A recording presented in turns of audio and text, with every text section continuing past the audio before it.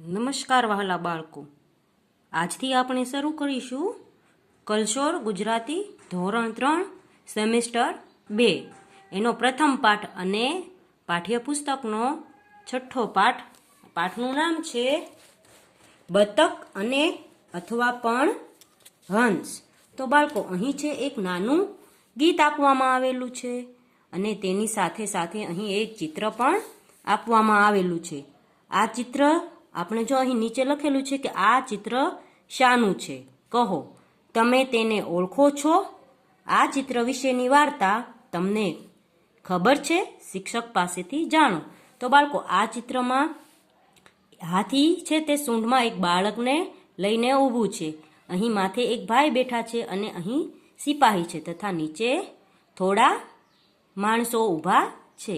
તો આ ચિત્રની વાર્તા એવી છે કે બહુ પહેલાના જમાનામાં ગજાવતી નામનું એક ગામ હતું અને ગજાવતી નામ એટલા માટે પડ્યું કે ગામની આજુબાજુના જંગલોમાં ખૂબ જ હાથીઓ હતા અને હાથીઓની વિશિષ્ટતા એ હતી કે હાથીઓ છે તે સોનેરી રંગના હતા.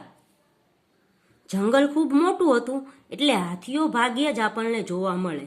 તો દરેક માણસો છે ગામના તે એવું કરતા કે કાંઈ ઉત્સવ કે તહેવાર હોય તો હાથીઓ માટે ખાવાની વસ્તુઓ લઈ જઈને ત્યાં મૂકતા અને હાથીઓ આવીને તે વસ્તુઓ ખાતા અને મોટેથી સૂંઢ ઉપાડીને બધાને ધન્યવાદ કહીને બધું ખાઈને ચાલ્યા જતા. પછી એક દિવસ એક રાત્રે એક બાળક છોકરો સૂતો હતો નાનો, તો તેને છે બહાર કંઈક અવાજ સંભળાણો. તો તે છે તે જોવા ગયો કે બહાર કોણ છે. તો બહાર તેને એક નાનું અમથું હાથીનું બચ્ચું એટલે કે મદનિયું દેખાયું. તો એ મદનિયાને તે ઘરમાં લાવ્યો અને મમ્મી પપ્પાને કહ્યું કે આ મદનિયું છે તે ડરી ગયું છે, એ રસ્તો ભૂલી ગયું છે અને અહીં આવી ગયું છે, તો આપણે તેને સાચવીએ. તો આ છોકરા અને મદનિયા વચ્ચે મિત્રતા થઈ ગઈ અને સવારે ઘણા બધા હાથીઓ તેને શોધતા શોધતા ત્યાં આવ્યા. ગામમાં બધે ઉથલ-પાથલ કરી નાખી.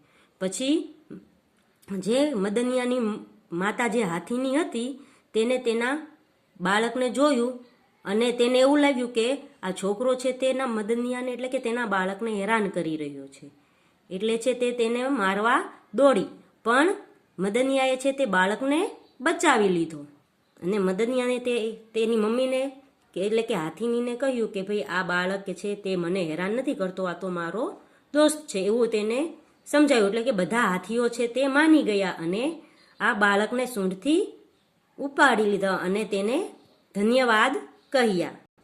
હવે આગળ છે આ ગીતડું આપણે જોઈએ. ઊંચા ઊંચા ડુંગર ચડશું, ઊંડી ઊંડી ખીણ ઉતરશું, વહેતા જળમાં નાહશું તરશું, હરિયાળીમાં હરશું ફરશું, પંખી સાથે કલરવ કરીશું. તો બાળકો, અહીં છે કવિની કલ્પના એવું છે કે કવિ છે તે કહેવા માંગે છે કે આપણે બધા બાળકો છે જેમ તોફાન મસ્તી કરે છે એમ ઊંચા ઊંચા ડુંગર ચડશું અને ઊંડી ઊંડી ખીણમાં પણ આપણે ઉતરશું અને વહેતા જળમાં એટલે કે નદીઓમાં નહાશું અને તેમાં આપણે તરીશું અને મોજ મસ્તી કરીશું અને હરિયાળીમાં એટલે કે આજુબાજુમાં લીલાછમ ખેતરો હોય, જંગલો હોય ત્યાં આપણે ફરીશું. પંખી સાથે કલરવ કરશું એટલે કે પંખીઓ સાથે આપણે ગીતો ગાશું. મીઠા તડકે અમે મલકશું. મલકવું એટલે કે મહેકવું, ખુશ થવું અને મોજથી નાચવું એટલે કે મીઠા એટલે થોડા સવારના તડકામાં આપણે મોજ કરશું અને નાચીશું. રસમિયા રેતીમાં ઢળશું, મોજાને મસ્તીથી મળશું. અહીં રેતી છે રેશમી રંગની, તેમાં આપણે રમીશું, નાના નાના ઝૂંપડાઓ બનાવીશું અને જે મોજા છે દરિયાના તે મોજાની મસ્તી સાથે આપણે પણ મસ્તી કરીશું. તો બાળકો, આ આખા કાવ્યમાં આપણે છે તે પ્રકૃતિના અલગ અલગ રંગો દેખાય છે. કવિ કહે છે કે આપણે પ્રકૃતિના બધા રંગો સાથે હળી મળીને રહેવું જોઈએ અને બધામાં પોતાનો આનંદ મનાવવો જોઈએ. આ નાનકડા ગીતમાં કવિ કહે છે કે આપણે પ્રકૃતિ સાથે મિત્રતા બાંધવી જોઈએ.